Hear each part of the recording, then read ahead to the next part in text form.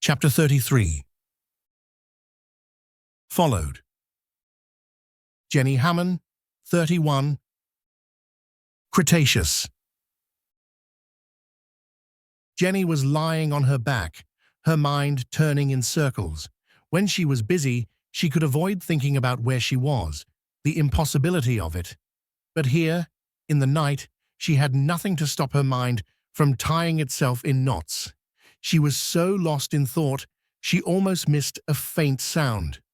It wasn't loud, as it was still a decent distance away. It was a bark. She knew that sound. She huddled there, trying to think of what to do. Were they hunting in the area? Looking for animals bedded down for the night like her? Were they following her? Had they found her trail? What should she do?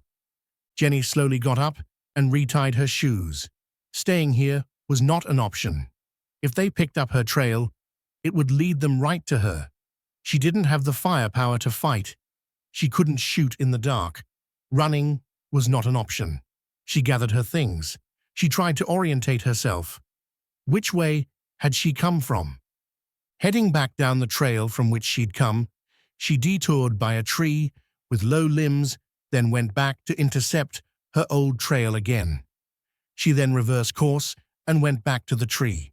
Reaching up, she grabbed a branch and did a pullover, lifting herself up onto the branch. The hardest part was the spear. She could stick the knobkerrie through her belt, but the spear was almost impossible to climb with. She got as high as she could into the tree, trying to climb as quietly as possible, mostly by feel. If there had been fewer branches, it would have been impossible. She was as high as she could get, in the dense upper part of the tree. She certainly could not see anything. She found two branches that were on the same level and close enough together. She laid her spear across them and could sit with her back to the tree on the two branches with her legs on the spear. It wasn't overly uncomfortable, in a very relative sense. She might be here for a long time. Jenny was not sure how long she waited. She never saw them. She heard them, a quiet coughing sound, then an answer. She thought they came down her trail, but it was hard to be sure. She heard a noise under her tree. They were here. At least one, maybe more, were right under her.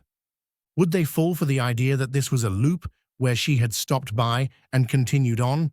Would they realize they had her trapped here in this tree? It seemed like an eternity, but she thought she heard them move off. She heard a bark in the direction of her little camp. They found her sleeping place. She was sure she had broken contact with them. Had they stumbled on her trail again? Perhaps at the waterhole? Were they tracking her like any other animal? Had they smelled her cooking, her fire? Had they heard the gunshot? The last scenario was scary. Had they heard the shot and connected it to her and sought her out specifically? These things were assholes. Now her mind really was going wild. It's like the saying, "You're not paranoid if they really are out to get you." Jenny tied herself to a branch with the sling. It wasn't strong enough to support her full weight, but it might keep her from falling over sideways out of the tree. She would be here for a while. How long, though? They hunted at night, at least in the early part of it. Would they have to settle down once it got cold enough? Would they be forced to stop and settle down for the coldest hours before dawn?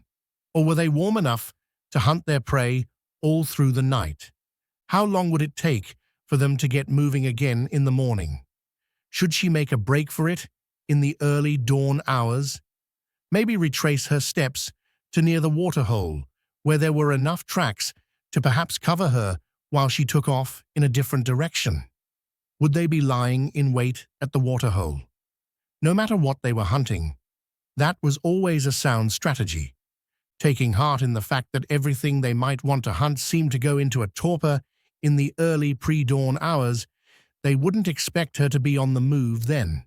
She would wait and try to break contact in the early morning. With any luck, dawn would not reveal the entire pack camped at the bottom of her tree.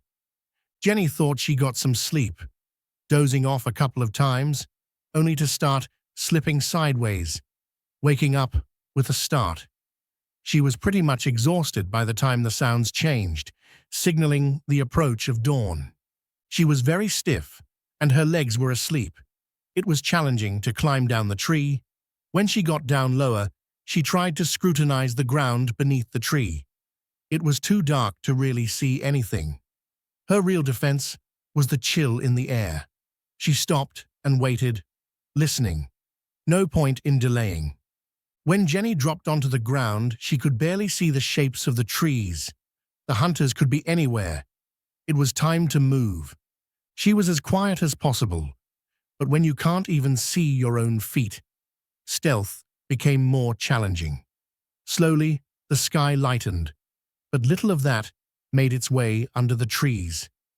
Jenny headed east for no reason other than that was the way she needed to go.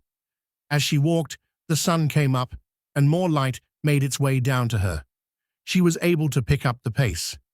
Jenny walked with the knobkerrie in her hand, like a cane, and the spear in her other. As the morning warmed, her leg began to loosen up. It still felt tight, but it didn't slow her down as much today. The wound was becoming more of a deep ache rather than a sharp pain. She set a quick pace, valuing distance over stealth in these early morning hours. This meant leaving her waterhole behind. She had hoped to stay near it for a few more days until her leg got better, but it was too dangerous now. She had to move on. Jenny walked for most of the day. In late afternoon, she slowed to gather pine cones once again. When she finally had to rest, she made a small fire to roast her armload of pine cones. She needed a better way to carry things. She set to roasting the pine cones, and as they opened, she would shake the nuts out and begin roasting another set. Meanwhile, she peeled and ate the nuts. It was not overly rewarding, but it did keep her busy and provided some sustenance. She didn't want to cook any meat today. Even the smell of the small fire caused her worry. Jenny spent that night in a tree again. It was not a restful night. She wasn't sure she got any sleep, but she did not hear any sign of her pursuers. She was very tired when she climbed down from her perch early in the morning. Tired enough to lie down on the cold ground and take a nap. She needed sleep.